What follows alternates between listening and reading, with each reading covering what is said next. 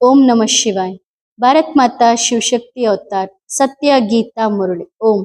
ಪಿತಾಶ್ರೀ ಶಿವ ತಂದೆಯ ನೆನಪಿದೆಯೇ? ಮುರಳಿಯ ದಿನಾಂಕ 26/2/2026. ಪ್ರಾತಃ class. Revise course 3/10/1968. ಓಂ ನಮಃ ಶಿವಾಯ. ಆಜ್ಞಾಕಾರಿ ಮಕ್ಕಳೇ, ಈಗ ನಿಮ್ಮ ಮನಸ್ಸನ್ನು ಕೇಳಿಕೊಳ್ಳಿ. ತಮ್ಮನ್ನು ಶೃಂಗಾರ ಮಾಡಿಕೊಳ್ಳಲು ಎಷ್ಟು ಪುರುಷಾರ್ಥ ಮಾಡಿದ್ದೀರಿ? ಟೈಮ್ ವೇಸ್ಟ್ ಏನು ಮಾಡುತ್ತಿಲ್ಲ ತಾನೆ? ತಂದೆ ಎಚ್ಚರಿಸುತ್ತಾರೆ, ವ್ಯರ್ಥ ಮಾತುಗಳಲ್ಲಿ ಎಲ್ಲಿಯೂ ಸಮಯವನ್ನು ಕಳೆಯಬೇಡಿ. ಒಬ್ಬ ತಂದೆಯ ಶ್ರೀಮತದಲ್ಲಿ ಸ್ಥಿರವಾಗಿರಿ. ಮನುಷ್ಯ ಮತದಂತೆ ನಡೆಯಬೇಡಿ. ಓಂ ನಮಃ ಶಿವಾಯ. ಆತ್ಮಿಕ ಜಾದೂಗಾರ ತಂದೆ ಆತ್ಮಿಕ ಮಕ್ಕಳಿಗೆ ಯಾರು ತಂದೆಗಿಂತಲೂ ತೀಕ್ಷ್ಣ ಜಾದೂಗಾರರಾಗಿದ್ದಾರೋ ಅವರಿಗೆ ತಿಳಿಸಿ ಹೇಳುತ್ತಿದ್ದಾರೆ, ನೀವಿಲ್ಲಿ ಏನು ಮಾಡುತ್ತಿದ್ದೀರಿ? ಇಲ್ಲಿ ಕುಳಿತುಕೊಂಡು ಯಾವುದೇ ಚುರುಮುರು ಅಂದರೆ ಗಲಾಟೆ ಗದ್ದಲ ಮಾಡಬಾರದು. ಸಾಜನ್ ಹೇಳುತ್ತಾರೆ, ಇಲ್ಲಿ ನೀವು ಕುಳಿತು ನೀವೇನು ಮಾಡುತ್ತೀರಿ? ತಂದೆ ಅಥವಾ ಸಾಜನ್ ಸಜನಿಯರಿಗೆ ಯುಕ್ತಿಯನ್ನು ತೇಳುತ್ತಿದ್ದಾರೆ. ತಮ್ಮನ್ನು ನೀವು ಹೀಗೆ ಶೃಂಗರಿಸಿಕೊಳ್ಳುತ್ತಿದ್ದೀರಿ ಅಂದರೆ ಲಕ್ಷ್ಮೀನಾರಾಯಣರಂತೆ ಶೃಂಗಾರ ಮಾಡಿಕೊಳ್ಳುತ್ತಿದ್ದೀರಿ. ಹೌದು, ಎಲ್ಲರೂ ಕುಳಿತಿದ್ದೀರಿ. ನಂಬರ್ ವಾರ್ ಪುರುಷಾರ್ಥ ಅಂತೂ ಇದ್ದೇ ಇದೆ. ತಂದೆ ಹೇಳುತ್ತಾರೆ, ಶೃಂಗಾರ ಮಾಡಿಕೊಳ್ಳುವವರಾಗಬೇಕು. ನಿಮ್ಮ ಗುರಿ ಮತ್ತು ಉದ್ದೇಶ ಇದೇ ಆಗಿದೆ. ಭವಿಷ್ಯ ಅಮರಪುರಿಗಾಗಿ ಇಲ್ಲಿ ಕುಳಿತು ನೀವು ಸ್ವರ್ಗದ ಶೃಂಗಾರಕ್ಕಾಗಿ ಪುರುಷಾರ್ಥ ಮಾಡುತ್ತಿದ್ದೀರಿ. ಇದಕ್ಕೆ ಏನೆಂದು ಹೇಳುವುದು? ಸಂಪಾದನೆ ಎಂದು ಹೇಳುವುದೇ?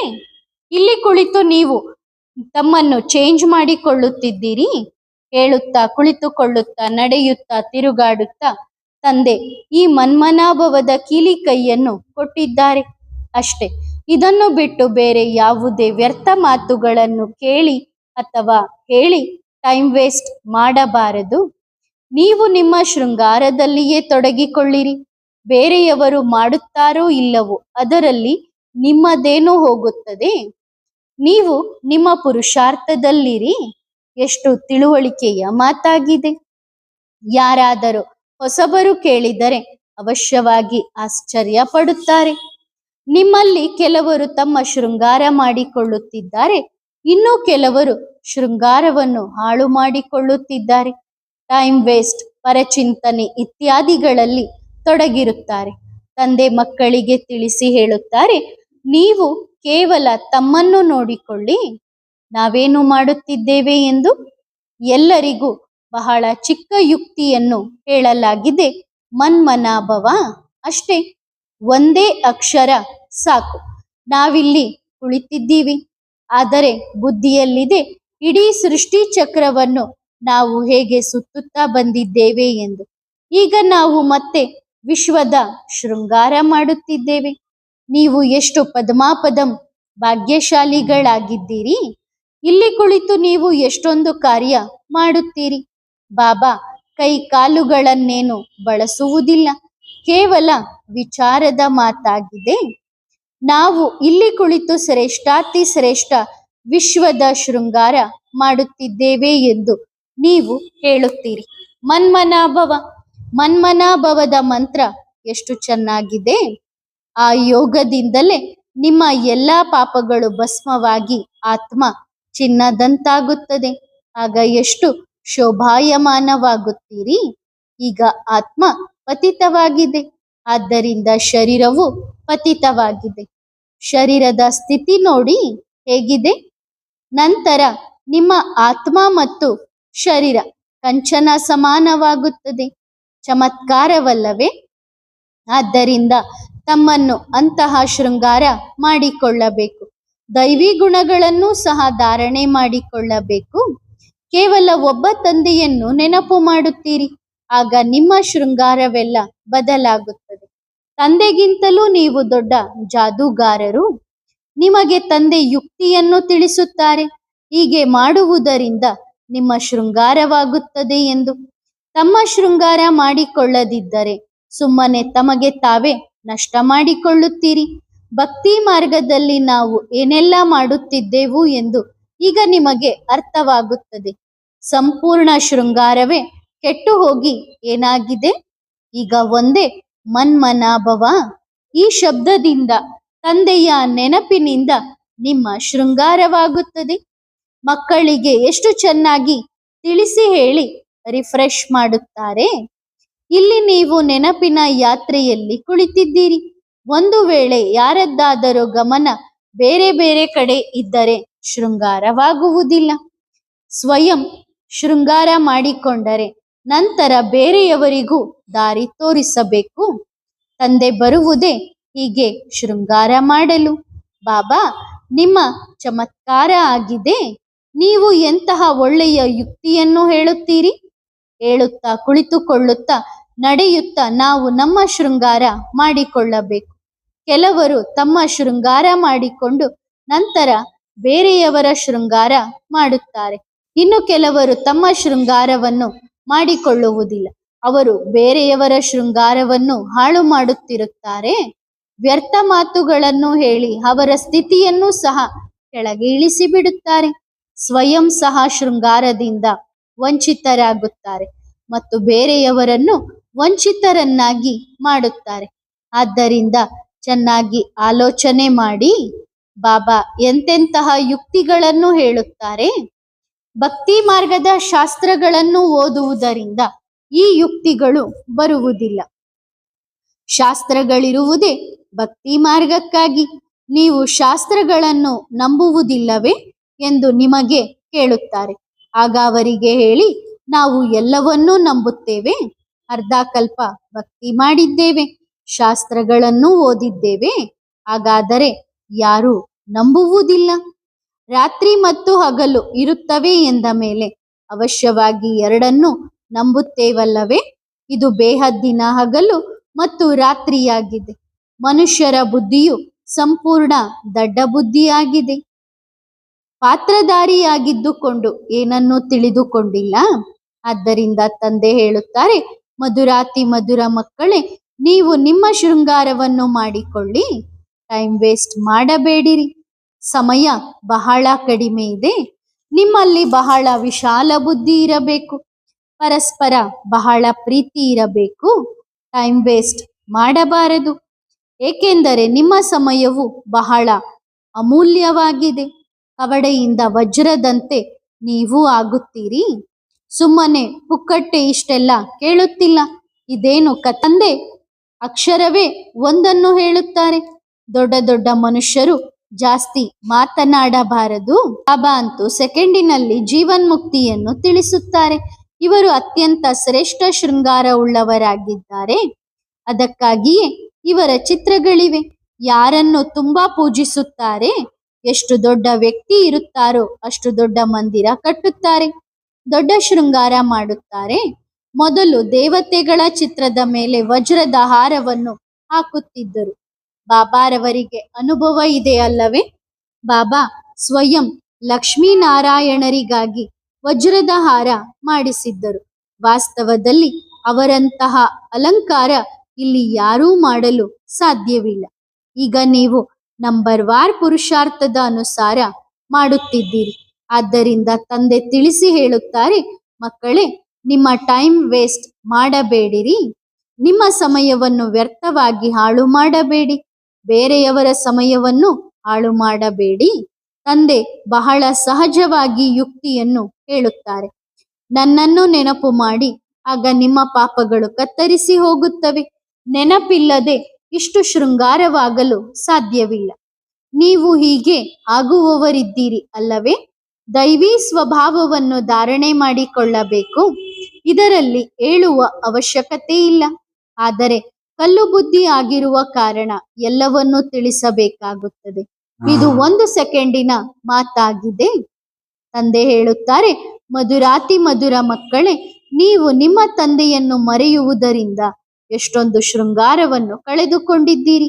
ತಂದೆಯೂ ಹೇಳುತ್ತಾರೆ, ನಡೆಯುತ್ತಾ ತಿರುಗಾಡುತ್ತಾ ಹೇಳುತ್ತಾ ಕುಳಿತುಕೊಳ್ಳುತ್ತಾ ಶೃಂಗಾರ ಮಾಡಿಕೊಳ್ಳುತ್ತೀರಿ. ಮಾಯೆ ಕೂಡ ಕಡಿಮೆ ಇಲ್ಲ. ಕೆಲವರು ಬರೆಯುತ್ತಾರೆ, ಬಾಬಾ, ನಿಮ್ಮ ಮಾಯೆ ತುಂಬಾ ತೊಂದರೆ ಕೊಡುತ್ತದೆ. ಅರೆ, ನಮ್ಮ ಮಾಯೆ ಎಲ್ಲಿದೆ? ಇದು ಆಟವಾಗಿದೆ. ನಾನು ನಿಮ್ಮನ್ನು ಮಾಯೆಯಿಂದ ಬಿಡಿಸಲು ಬಂದಿದ್ದೇನೆ. ನನ್ನ ಮಾಯೆ ಮತ್ತೆ ಎಲ್ಲಿಯದು? ಆ ಸಮಯದಲ್ಲಿ ಪೂರ್ತಿ ಇವಳದ್ದೇ ರಾಜ್ಯವಿರುತ್ತದೆ. ಅಂದರೆ ದ್ವಾಪರ ಕಲಿಯುಗದಿಂದ ಮಾಯೆಯದ್ದೇ ರಾಜ್ಯವಿರುತ್ತದೆ.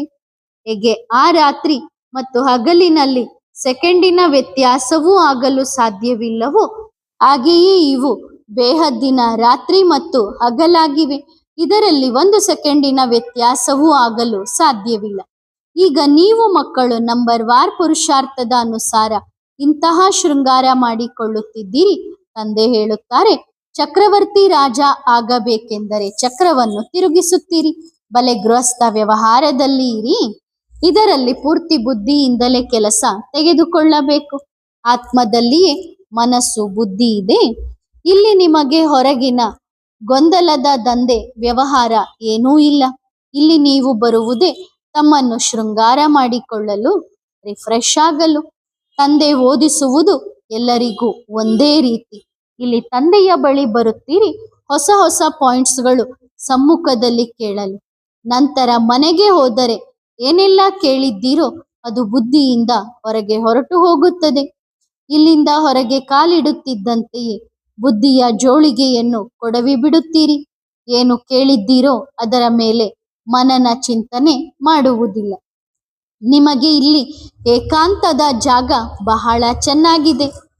ಹೊರಗಡೆ ತಿಗಣೆಗಳು ತಿರುಗುತ್ತಿರುತ್ತವೆ, ಒಬ್ಬರಿಗೊಬ್ಬರ ರಕ್ತ ಕುಡಿಯುತ್ತಿರುತ್ತವೆ. ಅಂದರೆ ವ್ಯರ್ಥ ವಿಚಾರಗಳನ್ನು ಮಾಡುವವರು ಹೊರಗಡೆ ಬಹಳ ಜನ ಇದ್ದಾರೆ. ಒಬ್ಬರಿಗೊಬ್ಬರ ರಕ್ತವನ್ನು ಅಂದರೆ ವ್ಯರ್ಥ ವಿಚಾರಗಳನ್ನು ತಿನ್ನುತ್ತಿರುತ್ತಾರೆ ಮತ್ತು ಕೊಡುತ್ತಿರುತ್ತಾರೆ. ಆದ್ದರಿಂದ ತಂದೆ ಮಕ್ಕಳಿಗೆ ತಿಳಿಸಿ ಹೇಳುತ್ತಾರೆ, ಇದು ನಿಮ್ಮ ಅತ್ಯಮೂಲ್ಯ ಸಮಯವಾಗಿದೆ. ಇದನ್ನು ನೀವು ವೇಸ್ಟ್ ಮಾಡಬೇಡಿರಿ. ತಮ್ಮನ್ನು ಶೃಂಗಾರ ಮಾಡಿಕೊಳ್ಳುವ ಬಹಳ ಯುಕ್ತಿಗಳು ಸಿಗುತ್ತವೆ. ಈಗ ಶಾಸ್ತ್ರಗಳ ಹೊಟ್ಟನ್ನು ಬುದ್ಧಿಯಿಂದ ತೆಗೆಯಿರಿ. ನಾನು ಸರ್ವ ಆತ್ಮರ ಉದ್ಧಾರ ಮಾಡಲು ಬರುತ್ತೇನೆ. ನಾನು ಬಂದಿದ್ದೇನೆ ನಿಮ್ಮನ್ನು ವಿಶ್ವದ ಮಾಲೀಕರನ್ನಾಗಿ ಮಾಡಲು. ಆದ್ದರಿಂದ ಈಗ ನನ್ನನ್ನು ಅಂದರೆ ತಂದೆಯನ್ನು ನೆನಪು ಮಾಡಿರಿ. ಕೆಲಸ ಕಾರ್ಯ ಮಾಡುತ್ತಿದ್ದರೂ ತಂದೆಯನ್ನು ನೆನಪು ಮಾಡುತ್ತೀರಿ. ಇಷ್ಟೆಲ್ಲ ಬೇಹದ್ದಿನ ಆತ್ಮರುಗಳು ಪ್ರಿಯತಮೆಯರಾಗಿದ್ದಾರೆ. ಒಬ್ಬ ಪರಮಪಿತ ಪರಮಾತ್ಮ ಪ್ರಿಯತಮ ಆಗಿದ್ದಾರೆ. ಆ ಎಲ್ಲ ಶಾರೀರಿಕ ಕಥೆಗಳು, ಕಾದಂಬರಿಗಳು ಇತ್ಯಾದಿಗಳನ್ನು ನೀವು ಬಹಳ ಕೇಳಿದ್ದೀರಿ. ಈಗ ತಂದೆ ಹೇಳುತ್ತಾರೆ, ಅವೆಲ್ಲವನ್ನು ಮರೆತು ಬಿಡಿ.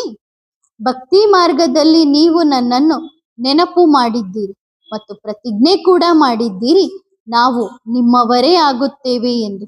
ಬಹಳಷ್ಟು ಪ್ರಿಯತಮೆಯರಿಗೆ ಪ್ರಿಯತಮ ಒಬ್ಬರೇ ಇದ್ದಾರೆ. ಭಕ್ತಿ ಮಾರ್ಗದಲ್ಲಿ ಯಾರು ಅವನನ್ನು ತಿಳಿದುಕೊಂಡಿಲ್ಲ. ಎಲ್ಲವೂ ಹಸಿ ಸುಳ್ಳುಗಳೇ ಆಗಿವೆ. ಬ್ರಹ್ಮಾಂಡದಲ್ಲಿ ಲೀನವಾಗುತ್ತೇವೆ, ಇದಾಗುತ್ತದೆ ಅದಾಗುತ್ತದೆ ಎನ್ನುವ ವ್ಯರ್ಥ ಮಾತುಗಳನ್ನು ಮಾತನಾಡುತ್ತಿರುತ್ತಾರೆ. ಒಬ್ಬ ಮನುಷ್ಯನು ಮೋಕ್ಷವನ್ನು ಪಡೆಯಲು ಸಾಧ್ಯವಿಲ್ಲ. ಇದು ಅನಾದಿ ಮಾಡಲ್ಪಟ್ಟ ಡ್ರಾಮಾ ಆಗಿದೆ. ಇಷ್ಟೆಲ್ಲ ಪಾತ್ರಧಾರಿಗಳು ಇದ್ದಾರೆ. ಇದರಲ್ಲಿ ಸ್ವಲ್ಪವೂ ವ್ಯತ್ಯಾಸವಾಗಲು ಸಾಧ್ಯವಿಲ್ಲ.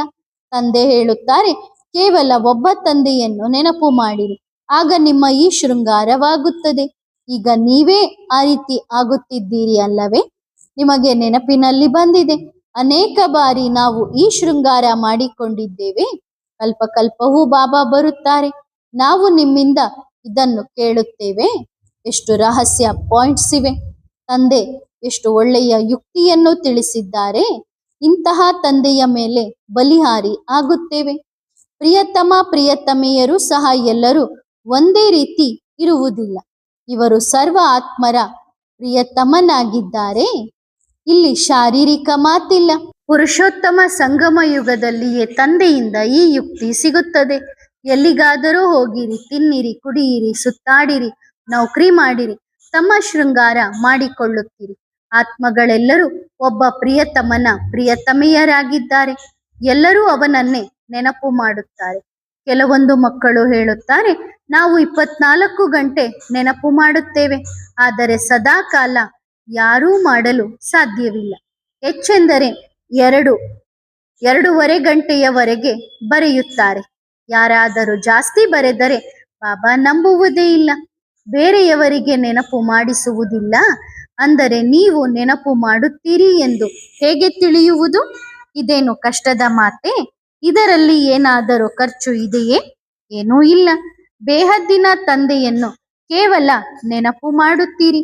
ನಿಮ್ಮ ಪಾಪಗಳು ಕತ್ತರಿಸಿ ಹೋಗುತ್ತವೆ. ದೈವಿ ಗುಣಗಳನ್ನು ಸಹ ಧಾರಣೆ ಮಾಡಿಕೊಳ್ಳಬೇಕು. ಪತಿತರು ಯಾರು ಶಾಂತಿಧಾಮ ಅಥವಾ ಸುಖಧಾಮಕ್ಕೆ ಹೋಗಲು ಸಾಧ್ಯವಿಲ್ಲ. ಮಕ್ಕಳಿಗೆ ಹೇಳುತ್ತಾರೆ, ಎಲ್ಲರೂ ತಮ್ಮನ್ನು ಸಹೋದರ ಸಹೋದರ ಎಂದು ತಿಳಿದುಕೊಳ್ಳಿರಿ. 84 ಜನ್ಮಗಳ ಪಾತ್ರ ಈಗ ಪೂರ್ಣವಾಯಿತು. ಈ ಹಳೆಯ ಶರೀರವನ್ನು ಬಿಡುವುದಿದೆ. ಡ್ರಾಮಾ ನೋಡಿ ಹೇಗಿದೆ. ಇದನ್ನು ಸಹ ನೀವು ನಂಬರ್ ವಾರ್ ಪುರುಷಾರ್ಥದ ಅನುಸಾರ ತಿಳಿದುಕೊಂಡಿದ್ದೀರಿ. ಪ್ರಪಂಚದಲ್ಲಿ ಯಾರೂ ಏನೂ ತಿಳಿದುಕೊಂಡಿಲ್ಲ. ಪ್ರತಿಯೊಬ್ಬರು ತಮ್ಮ ಒಳಗಡೆ ಕೇಳಿಕೊಳ್ಳಿ, ತಂದೆಯೇನು ಅಂತರ್ಯಾಮಿ ಅಲ್ಲ.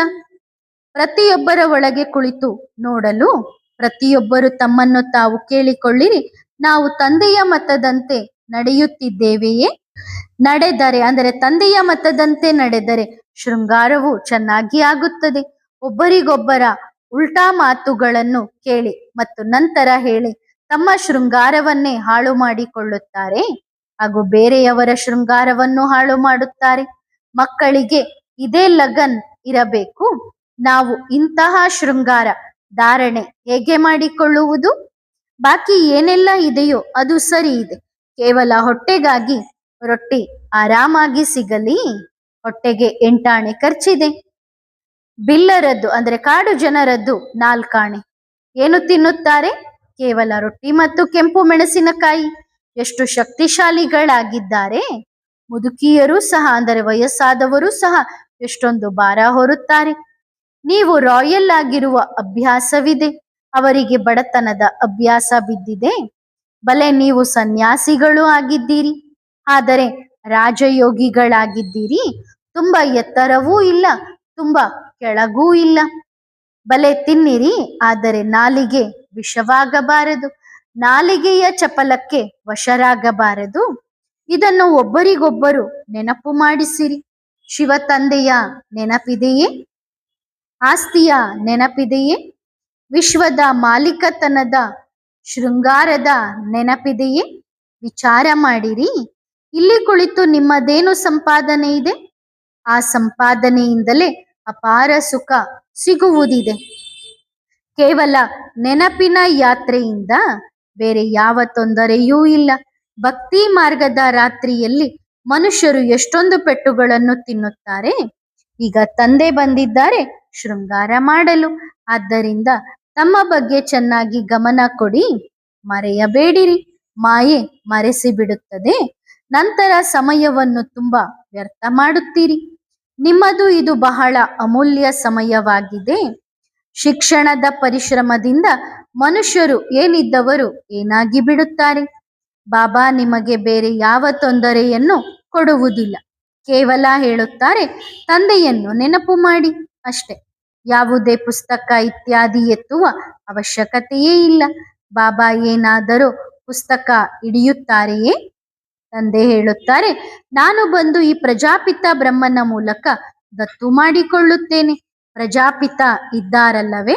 ಹಾಗಾದರೆ ಪ್ರಜೆಗಳು ಇಷ್ಟೊಂದು ಕುಕವಂಶಾವಳಿಗಳು ಹೇಗಾಗಲು ಸಾಧ್ಯ? ಮಕ್ಕಳು ದತ್ತು ಮಕ್ಕಳಾಗಿರುತ್ತಾರೆ. ಆಸ್ತಿ ತಂದೆಯಿಂದ ಸಿಗುವುದಿದೆ. ಆದ್ದರಿಂದ ತಂದೆ ಬ್ರಹ್ಮನ ಮೂಲಕ ದತ್ತು ಮಾಡಿಕೊಳ್ಳುತ್ತಾರೆ.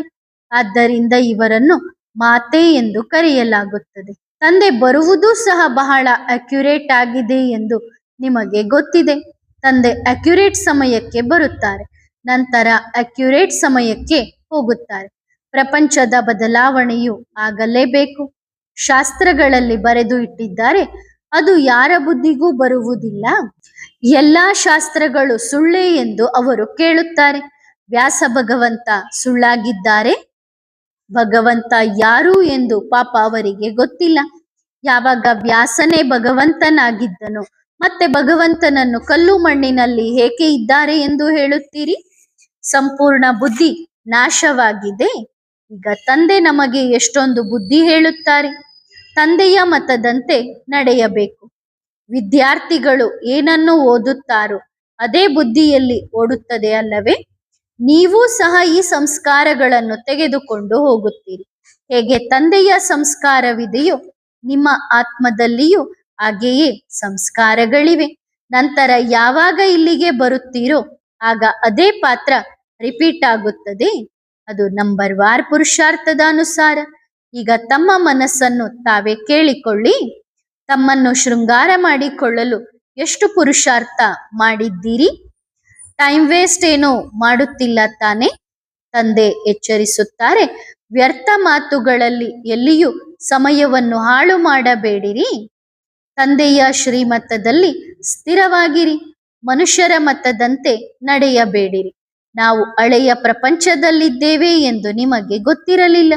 ನೀವು ಏನಾಗಿದ್ದೀರಿ ಎನ್ನುವುದನ್ನು ತಂದೆ ತಿಳಿಸಿದ್ದಾರೆ. ಆ ಹಳೆಯ ಪ್ರಪಂಚದಲ್ಲಿ ಎಷ್ಟೊಂದು ಅಪಾರ ದುಃಖವಿದೆ.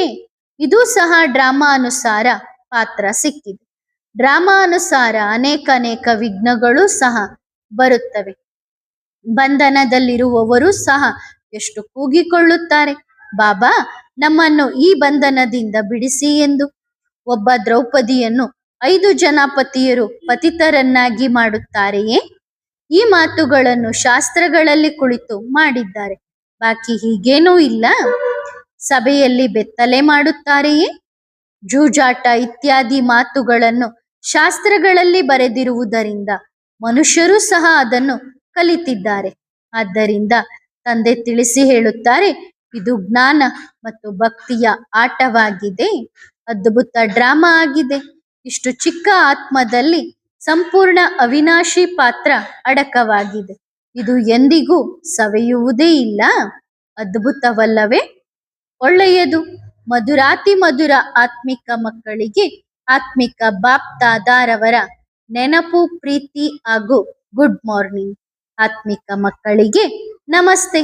ಆತ್ಮಿಕ ಮಕ್ಕಳು ಆತ್ಮಿಕ ತಂದೆಗೆ ಮಾಡುವ ನಮಸ್ತೆ ನಮಸ್ತೆ ನಮಸ್ತೆ. ಧನ್ಯವಾದ ಬಾಬಾ, ಶುಕ್ರಿಯಾ. ವರದಾನ: ದರ್ಶನೀಯ ಮೂರ್ತಿ ಭವ.